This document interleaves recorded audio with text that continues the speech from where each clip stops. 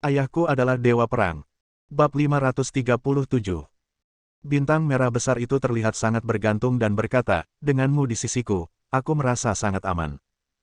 Bos, aku sangat berharap kamu bisa memelukku seperti ini selamanya. Aku sangat berharap liftnya akan terjebak di sini selamanya. Tidak masalah jika aku mati kelaparan.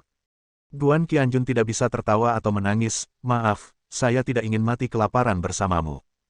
Saat dia berbicara, nadanya sudah agak seram. Dalam kegelapan, kedua telinganya berdiri tegak. Dia mendengar suara-suara tidak biasa datang dari sekitar lift. Masuk akal jika Wanxiang Mansion adalah salah satu apartemen ultra mewah terbaik di kota Yunhai. Semua liftnya bermerek dan diperiksa serta dirawat setiap minggu. Tidak akan rusak jika Liu Yan menginjaknya. Sangat mungkin seseorang melakukan sesuatu secara diam-diam. Memikirkan hal ini, mulut Guan Qianjun menimbulkan cibiran. Dia bisa menggunakan jari kakinya untuk mencari tahu kekuatan mana yang muncul dengan metode pembunuhan yang kikuk.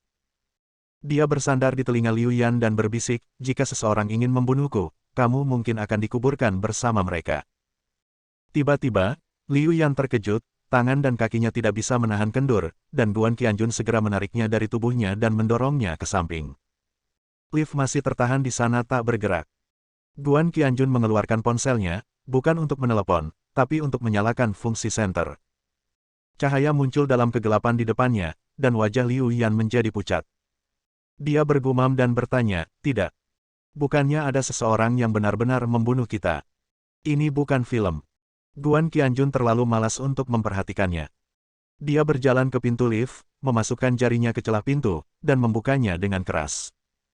Dia memeriksa kembali fasilitas alarm darurat, dan tidak menemukan gerakan sama sekali. Keyboard elevator juga kehilangan semua cahayanya, dan tidak ada respon sama sekali setelah menekannya beberapa kali. Tampaknya pihak lain telah memutus sambungan. Pada saat ini, suara Liu Yan dengan sedikit kebencian datang dari belakang, "Bos, kamu tidak akan. Kamu tidak akan begitu membenciku. Ini jelas hanya kesalahan, tetapi kamu bersikeras menakutiku dan tidak mau aku untuk menyentuhmu." Saya, Liu Yan, tidak tahu berapa banyak pria yang mengejar saya. Aku bahkan tidak bisa menghitungnya. Lagi pula, itu lebih dari cukup untuk mengelilingi bumi sekali. Selanjutnya, yang saya maksud adalah pria-pria berkualitas tinggi itu. Saya tidak pernah menanggapi Anda secara positif. Saya sedih karena Anda bersikap seperti ini, bos. Saat berbicara, Liu Yan masih memiliki sikap arogan.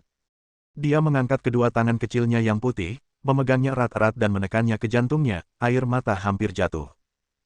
Tiba-tiba, Guan Qianjun menerkam, meraih Liu Yan, dan memeluknya erat-erat, bahkan lebih erat dari yang dipegang Liu Yan tadi. Kebahagiaan datang begitu cepat dan gembira sehingga Liu Yan tercengang. Dia bersorak, memeluk leher Guan Qianjun erat-erat lagi, dan berteriak penuh semangat, aku tahu kamu bukan.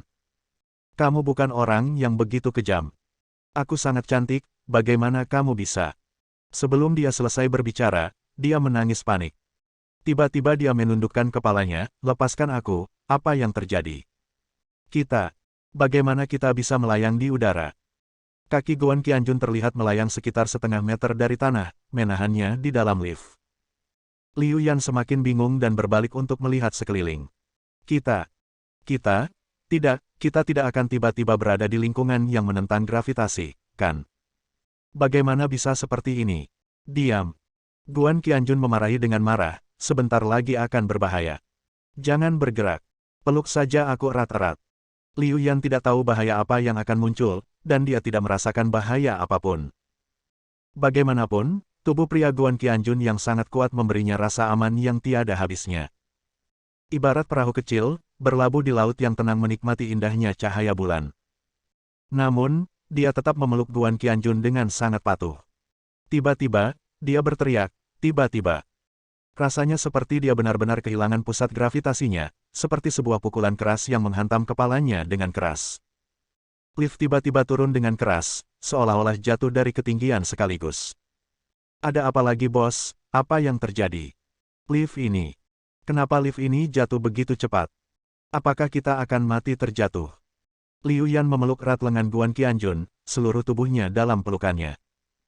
Guan Qianjun bahkan bisa merasakan tekanan seperti gelombang dari tubuh bagian atas lawannya. Ini adalah godaan yang tidak semua orang mampu menanggungnya. Namun, bagi Guan Qianjun saat ini, dia tidak punya waktu untuk merasakannya. Dia tidak dapat berbicara, dia menutup mulutnya rapat-rapat, dan terus menuangkan energi batinnya ke telapak kakinya. Energi spiritual dalam dantiannya seperti gelombang, mengalir melalui kakinya dan masuk ke titik Yongkuan di telapak kakinya, memungkinkan dia untuk menahan Liu Yan dan mempertahankan postur terbang di udara. Turun dengan lift, tapi tidak menempel padanya. Baru saja, Guan Qianjun mendengar suara dentang dan lift sedikit bergetar. Mustahil bagi orang normal untuk merasakannya, tetapi Guan Qianjun bukanlah orang normal, dia adalah dewa perang tertinggi, bahkan jika dia sedang dalam kewaspadaan tinggi. Dia tiba-tiba mengerti apa yang sedang terjadi. Kabel baja tersebut hancur akibat bom kecil, menyebabkan elevator kehilangan kendali dan jatuh terus-menerus. Jika mereka masih berdiri di dalam lift, begitu ruang baja kecil ini dihantam, dua orang di dalamnya akan terkejut hingga organ dalam mereka akan hancur total. Dengan keras, lift itu menghantam tanah dengan keras. Sebelumnya, ketika elevator pertama kali tidak berfungsi, petugas keamanan di ruang kendali menemukan anomali tersebut. Saat mereka hendak mengaktifkan perangkat darurat, layar tiba-tiba menjadi hitam, dan semua kontak dengan elevator hilang sama sekali. Saat ini, orang-orang di ruang pemantauan secara alami melihat siapa yang naik lift. Itu adalah Liu Yan, bintang merah bos yang terkenal. Tiba-tiba, beberapa anggota staf begitu ketakutan hingga jantung mereka berdebar kencang. Mereka bergegas mencari staf teknik dan menyelamatkan bos di lift. Ketika mereka baru saja memanggil staf teknik ke pintu lift di lantai pertama, mereka mendengar suara turun dengan cepat. Saat ini, masih banyak orang yang berdiri di depan pintu lift yang hendak keluar masuk. Mereka berdiri di sana saling memandang karena lift tidak berfungsi. Mendengar suara raungan yang menakutkan, dia begitu ketakutan hingga tanpa sadar dia mundur. Kemudian, terjadi ledakan, dan seluruh bangunan sedikit bergetar. Dua pintu lift di depan mereka langsung terdistorsi. Masing-masing dari orang-orang ini berseru, dan dari tangga darurat di belakang mereka, keluarlah tiga pria berjas dan berdasi, yang tampak seperti pria kerah putih di dunia bisnis. Namun, aura garang di wajah mereka sepertinya menunjukkan bahwa identitas mereka tidak sederhana. Mereka berhenti di belakang, dengan senyuman jahat di wajah mereka, menatap ke pintu lift yang bengkok. Kepulan asap besar tiba-tiba muncul dari celah pintu. Ketiga pria itu saling memandang, dan salah satu dari mereka berkata, "Ayo pergi." Yang lain tersenyum dingin, "Mengapa kamu pergi begitu terburu-buru? Majikan telah memberitahumu bahwa yang terbaik adalah mengambil foto kematian target dan mengembalikannya kepadanya. Dengan cara ini akan ada hadiah yang tidak kurang dari 100.000 yuan." Mendengar pernyataan ini, ketiga pria itu terdiam. Bagaimanapun, 100.000 yuan agak kecil dibandingkan dengan imbalan yang mereka terima, tetapi itu masih merupakan uang yang banyak. Ketiga orang itu mengeluarkan ponselnya secara bersamaan. Mereka juga tidak perlu khawatir jika perilaku tersebut muncul secara tiba-tiba. Pasalnya, banyak orang di sekitar yang mengeluarkan ponselnya untuk memotret pemandangan ini. Hal besar terjadi. Jika Anda tidak mengambil foto atau mempostingnya di WeChat, itu tidak akan cukup untuk menunjukkan keterkejutan batin Anda. Setelah seorang satpam tertegun dalam waktu yang lama, dia tiba-tiba berteriak histeris, "Cepat! Cepat buka pintunya dan lihat bagaimana bos dan Nona Liu Yan terluka." "Ya Tuhan, bos kami dan Nona Liu Yan ada di dalam." Saat dia berteriak, semua orang di sekitarnya berseru lagi. Pemilik Wanxiang Mansion memiliki kekayaan 100 juta, dan Nona Liu Yan Liu juga bukan orang biasa. Seorang gadis kerah putih bertanya dengan keras, "Liu Yan? Apakah dia bintang populer Liu Yan? Saya mendengar bahwa dia datang ke kota Yunhai kami beberapa hari yang lalu, dan tanpa diduga dia tinggal di Wanxiang Mansion." Beberapa penjaga keamanan terlalu malas untuk memperhatikannya dan bergegas menghampirinya. Saat ini, seseorang juga membawa linggis dan peralatan lainnya, dan semua orang berjuang untuk mengangkat pintu lift. Sekelompok orang di dekatnya masih bergumam dengan cara yang menggetarkan, "Saya pikir meskipun pintunya dibuka paksa, orang-orang di dalam pasti tidak akan selamat." Mereka jatuh dari lantai 38. Pada ketinggian ini, jika liftnya jatuh seperti ini, orang di dalamnya pasti akan mati. Saya telah membaca laporan dari negara asing, dan seperti ini. Dia jatuh dari lantai kurang dari 30. Setelah membuka pintu lift, orang di dalam tampak tidak berbahaya di luar, tetapi semua organ dalamnya hancur. Menakutkan sekali. Benar-benar menakutkan. Jika orang di dalam benar-benar Nona Liu Yan Liu, maka rumah Wanxiang kita akan terkenal.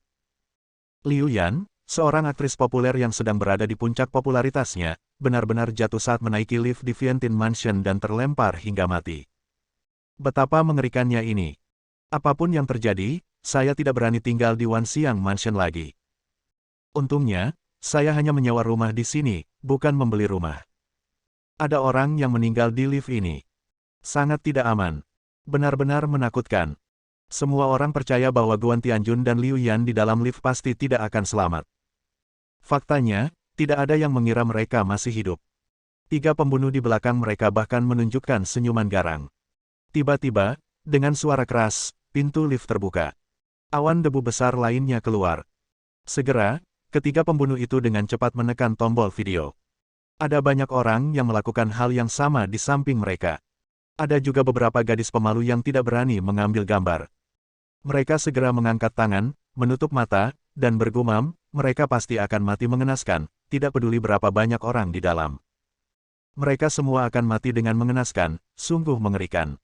Tiba-tiba ada yang berteriak lagi. Tidak mati.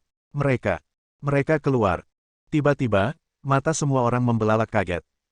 Wajah ketiga pembunuh itu juga menjadi pucat dalam sekejap, menunjukkan ekspresi seolah-olah mereka baru saja melihat hantu. Bab 538. Mereka melihatnya. Saat lift dibuka, target mereka keluar di tengah kepulan asap besar. Meskipun dia tertutup debu, sedikit malu, dan ada seorang wanita cantik yang menempel padanya, dia tetap keluar hidup-hidup, dan sepertinya tidak terjadi apa-apa. Mereka adalah Guan Qianjun dan Liu Yan. Guan Qianjun berjalan keluar dengan wajah cemberut, dengan paksa menarik lengan Liu Yan yang tertutup debu ke bawah, tidak menunjukkan rasa kasihan sama sekali padanya. Oke, turun ke sini. Liu Yanzi menggelengkan kepalanya, aku tidak berani turun. Terlalu menakutkan. Lift terus jatuh dari tempat yang begitu tinggi. Aku takut setengah mati. Bagaimana? Dia baru saja akan mengatakan bagaimana dia bisa melayang di udara ketika Guan Qianjun menutup mulutnya. Dia menoleh untuk melihat beberapa wanita pekerja kerah putih tidak jauh dari sana dan meminta mereka membantu menarik Liu Yan pergi. Beberapa pekerja kantoran perempuan juga mengenalinya. Wanita cantik yang berkeliaran di sekitar Guan Qianjun adalah Liu Yan. Mereka terkejut dan berteriak, "Ah, Liu Yan, aku penggemarmu," sambil merobeknya dengan seluruh kekuatan mereka. Guan Qianjun akhirnya menghela nafas lega, mendongak, dan langsung mencibir. Saya melihat 3 pemuda berjas berjalan keluar dengan cepat, sedikit tergesa-gesa. Begitu dia mengangkat kakinya, dia bergegas keluar lebih dari 10 meter. Liu Yan terus melambaikan tangannya dan berteriak dengan enggan, "Bos, tunggu aku, kamu mau kemana? Jangan tinggalkan aku sendiri, hatiku hampir meledak sekarang. Aku butuh kenyamananmu." Namun beberapa pekerja kantoran perempuan menahannya, meminta tanda tangan dan fotonya.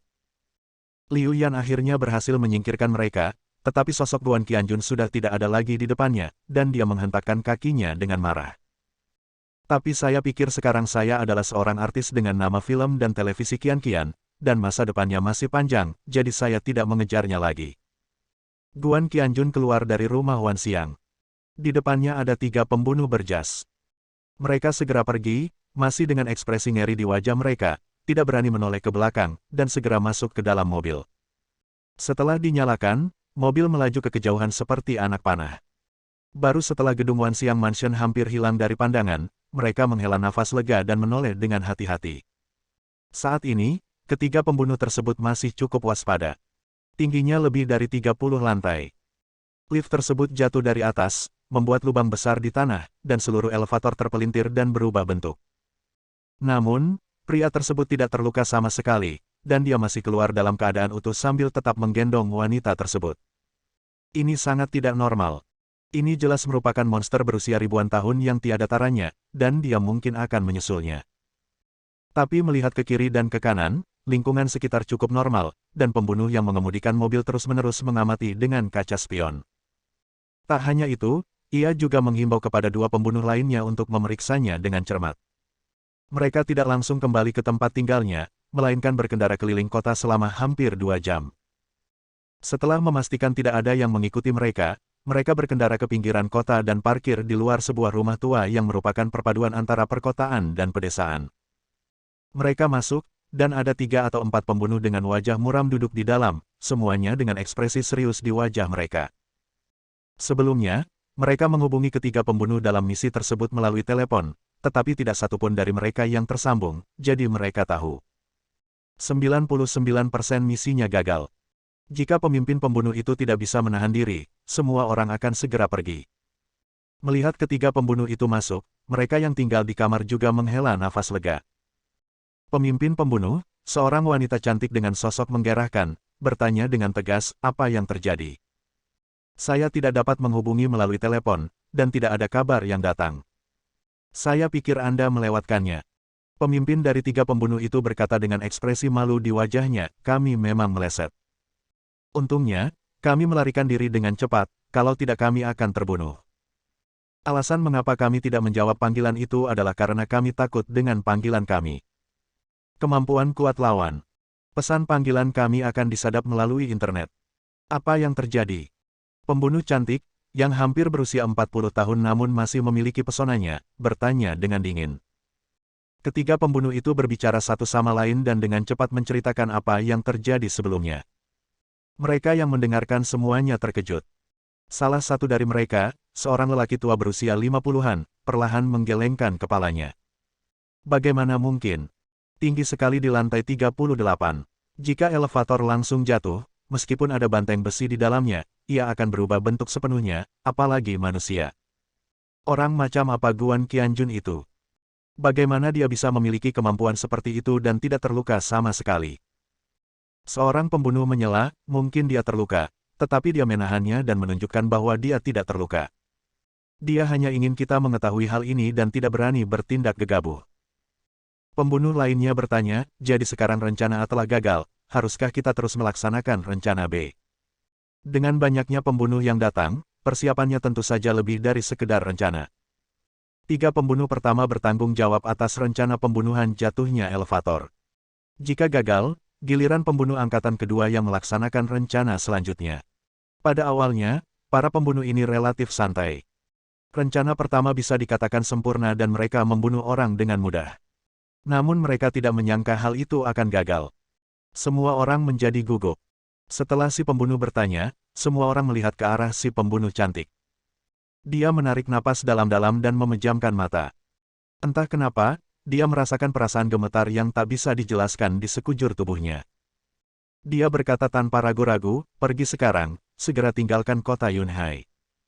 Beberapa pembunuh tertegun, lalu bertanya serempak, mengapa? Salah satu dari mereka berkata dengan suara yang dalam, Phoenix, meskipun kami meleset, kami sangat waspada. Kami baru berkendara kembali setelah memastikan tidak ada yang mengikuti kami. Kami masih mengelilingi kota selama 2 jam penuh. Masuk akal bahwa meskipun Guan Qianjun atau anak buahnya mengikuti kita, mereka pasti sudah lama kehilangan mereka.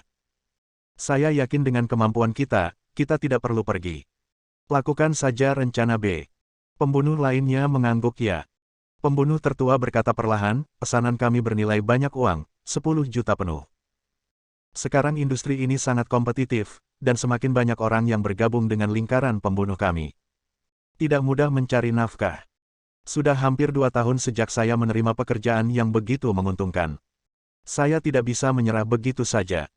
Phoenix menggelengkan kepalanya dan berkata dengan dingin, apakah kamu menginginkan uang atau nyawamu sendiri? Jika kamu menginginkan nyawamu, segera pergi. Intuisiku memberitahuku bahwa tidak cocok untuk tinggal di tempat ini untuk waktu yang lama, jika tidak seluruh pasukan akan dimusnahkan. Beberapa pembunuh lainnya saling memandang dan berkata bahwa mereka ingin melaksanakan rencana B. Jika eksekusi berhasil, setiap orang akan menerima setidaknya 500.000 yuan. Phoenix memarahi, saya bosnya, semuanya dengarkan saya. Saya ingin menyelamatkan hidup Anda, menghasilkan uang adalah hal kedua. Percayalah, percayalah dan angkat tangan. Begitu dia mengatakan ini, dia menjadi malu, dan tidak ada yang mengangkat tangan. Bersambung.